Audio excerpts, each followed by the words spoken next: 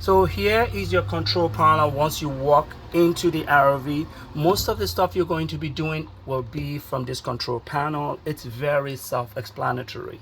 Everything's the push of a button. Right here, it starts with the tanks. Okay, so you see right here, the tanks tells you fresh water. That's the level of fresh water we have. The gray, if you're going to take a shower, the sink water, that's what that is. And then the black is basically your wastewater. After that, you just go down here, and this is your slides and your awning. Please note, anything on the screen you do not want to tap. You want to hold firmly for anything that you are planning to do, and you hold it steadily.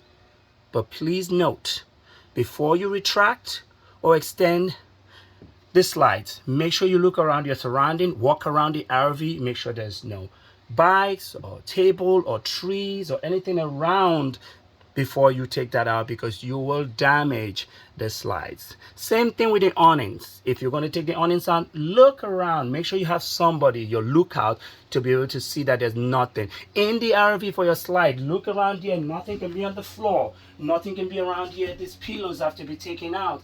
Everything has to be clear for it to be able to be retracted in. Very, very important.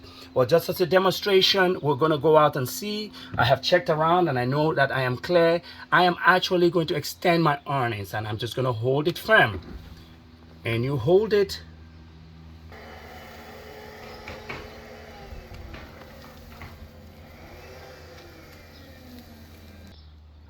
And voila, there's your awning. As you can see, I actually stopped. It's not all the way. It can come out a little bit further.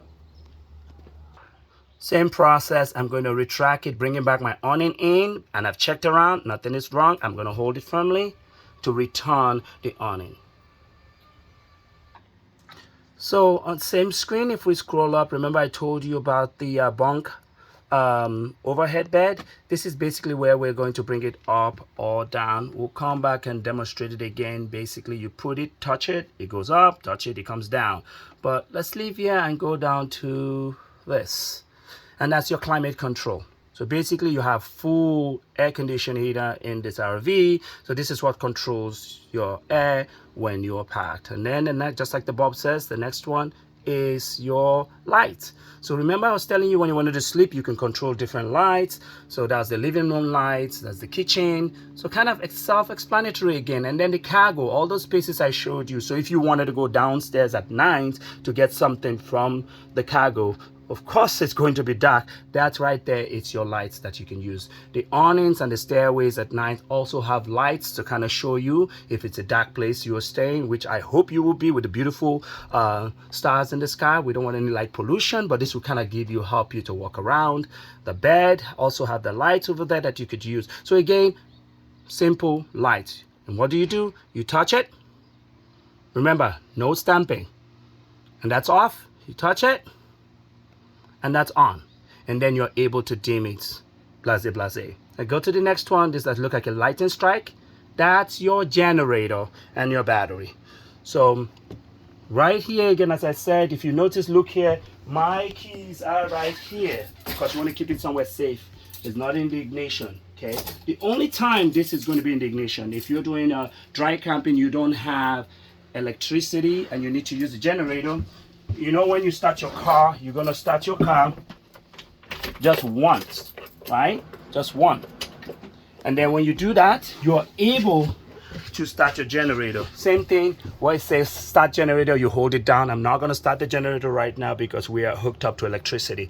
You hold it down, and then it starts. And then once that starts, that can come out of your car. And down here, as you can see, is your battery and fuel level, right? So the battery, as you can see right here, is full. Remember when I said this car is solar equipped, so it's continuously charging the battery. You want to make sure it's always above 12 volts, but that's just automatic. That will happen. And then your tank basically has to be at least more than a quarter tank for all this to work. And then lastly here, you have, so for your kitchen and your bathroom, let's talk about this a little bit. If you're cooking and you get very, very creative and it's kind of smoky and it's hot, you can push this to get the ventilation for the kitchen.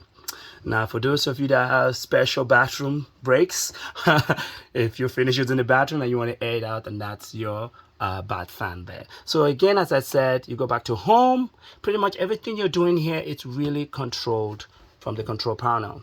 The biggest lesson is do not tap on the control panel. Hold it down for whatever you want to do.